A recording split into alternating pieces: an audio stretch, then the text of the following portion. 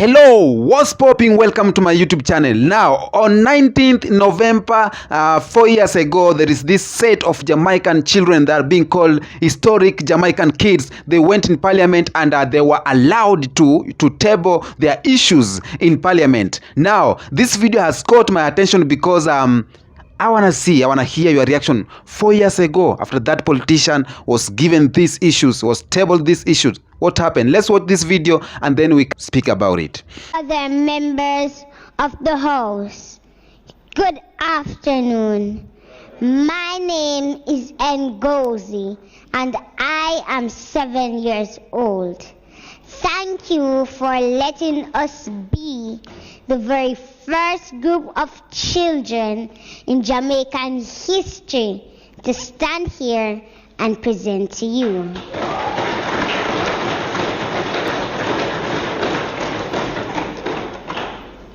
With me are Tafari, who is also 7, Kino, who is 10, and Shanil, who is 18, and spent most of her childhood in state care. We are here today as advocates for a violence-free Jamaica. We love our country, but we hate the violence that is hurting the bodies, minds, and spirits of Jamaican children.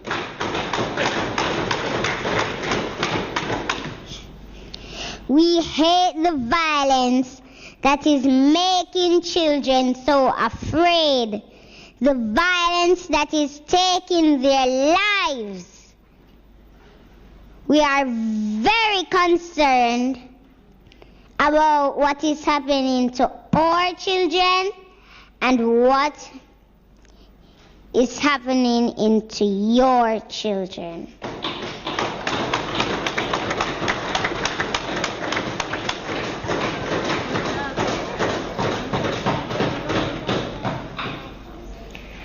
Honorable adults, listen to us, please.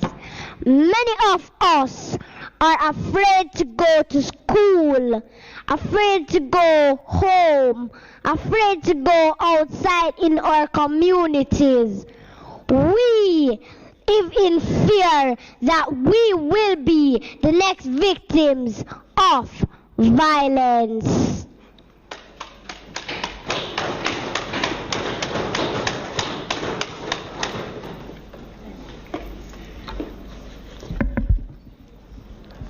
Ladies and gentlemen, our fear is based on the heartbreaking reality that many of us are being bullied, many of us are being beaten, many of us are being sexually and emotionally abused, and we are being murdered. This violence started in the days of slavery, and to this day it continues. So I ask you, what are you doing to help break the cycle? One thing you can do is to listen to us. We are living with this violence every day. We are seeing it happen all around us, and we have a lot to say.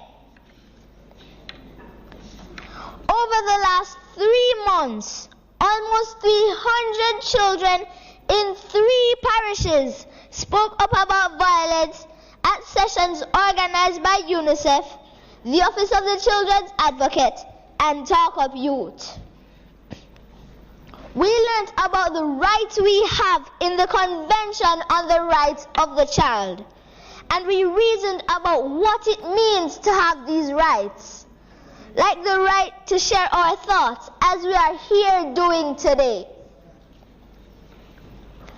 Let me bring you into our world. I will now read some of the experiences of violence that were shared by children at these sessions. This is what they wrote in their own words. Number 1, between the age of 5 to 10, I was exposed to physical abuse. It was a case where I had been beaten to the point where it felt like nothing to me. Her excuse for beating me so harshly was that she was trying to discipline me. But still, it didn't cover up for her scars that are left from her gruesome disciplinary actions that are still haunting me today. Number 2, I have seen gunmen kill men. Number 3, I have been sexually abused by my father's friend. Number 4, I have seen parents verbally, emotionally, and physically abuse their child or children because of their reports. The children were told that they were worthless and would not turn out to be anything good in life. This left the children feeling unwanted, deserted, and some even started to feel suicidal. Number 6, my grandmother lives in a very bad community. Number 5, dear Prime Minister, where I live there are a lot of pedophiles, so I'm afraid of going to the shops when it's dark. Number 6, my grandmother lives in a very bad community, and sometimes I have to stay with her. Gunshots are fired very often. Most of the times it's with the intention of killing someone. Often shots are fired very close to her house. I have witnessed multiple drive-by shootings, stabbings, and people being killed at her doorstep. At my age, these things are very terrifying. These are only 6 of the hundreds of experiences that were shared by children just in the last 3 months. At every one of these sessions, most of the children had either experienced or witnessed violence. This means a lot of children in Jamaica are dealing with a lot of pain. Research from around the world shows that this kind of trauma can have negative effects on all aspects of a child's development, and it can have a lasting impact. Children who have been traumatized by violence have higher risks of school dropout, drug abuse, depression, diabetes, heart disease, and involvement with violence and crime. I don't want to live in a Jamaica where the children are so hurt by violence that they grow up to hurt themselves or to hurt other people. Do you? Do you? Thank you.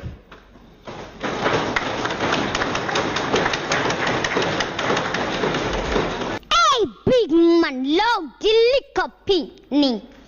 Go on with your sweetie, you can't trick me. Take your old car and go on where you are go. Pervert, me no wanna drive from you. Pervert, me no wanna drive from you. God gives to mankind little children. Stars we a shine, don't kill them. Murderer!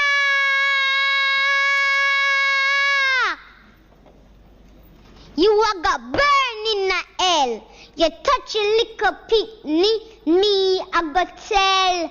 Kids don't talk to no stranger. Run and scream in a danger. From your earth children, electric chair. Those who agree, put your hand in the ear. Those who agree, put your hand in the ear. So hey, big man, love the liquor a picnic. Welcome back. Now, these children are Jamaican children, and they were in parliament speaking about the violence and the crimes they are facing. They are living in a not conducive environment. The environment they are living in is environment that is, not supposed to be where kids, about violence, crimes, and everything. Now, black politics. It has made me to think about black politics. It's 4 years video, but I'm thinking about black politics. I'm thinking about a Jamaican. Tell me in the comment section if that time, 4 years now, it's election time again. I want to hear your views if something had changed. If something had changed, because we know in black politics or African politics, where when the time comes of election, everyone will listen at you. Every politician will listen at you. Will listen at children, will listen at youths, will listen at women, will listen at old people. But when they are elected, that's where everything changes. When that politician get that seat, that's where everything gets changes. So I want to know, these children had a lot of issues in their mind. It's very sad to see children like this age, 8 years, 10 years, having problems, being in an environment where there's a lot of crimes. So this child is growing up knowing that this is norm. This child is growing up with bad morals. This child is growing up knowing that this is good. When I do this, when I hold this gun and do this, it's very perfect because this is where I am. And the government needs to change. But this set of kids, they were given time and they told the PM that please help us on this and this and this. Now it's 4 years. The PM of Jamaica want to vie again, or he is vying again for the seat. And as a Pan-African and someone who is championing for black, for black people, I just want to know your thoughts as a Jamaican or a Caribbean or anyone who has been in Jamaica. Do you think these children got what they want? Because the video was so touchy, and I've never come across this video. I came across it today, and I decided, why not? Let's do like a TBT. Let's TBT ourselves and talk about it. A lot of things are happening in a society where children grow, and it makes these children grow in a bad way, and these children will become elders without knowing solving conflicts in a amicable way, without knowing how to speak right to the parents, without knowing how to say sorry and everything. And we will be there calling it a rotten society, that this generation, it is rotten. But it's not about this generation.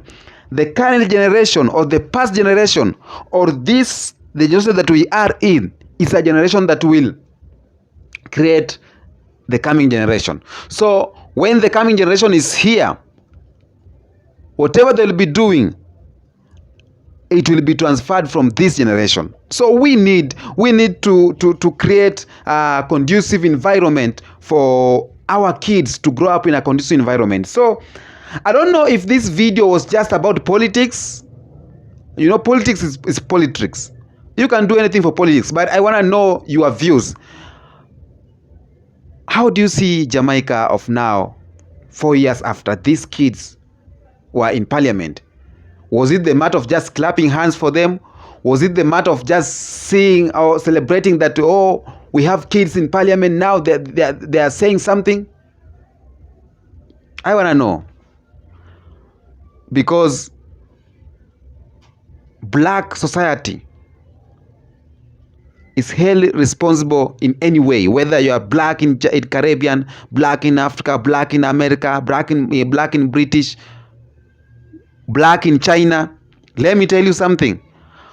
Whenever a black person goes wrong anywhere in China, Japan, the news will say a black person in Japanese did this and this. And this is, So I just want to know whether these kids, they got what they want, or whether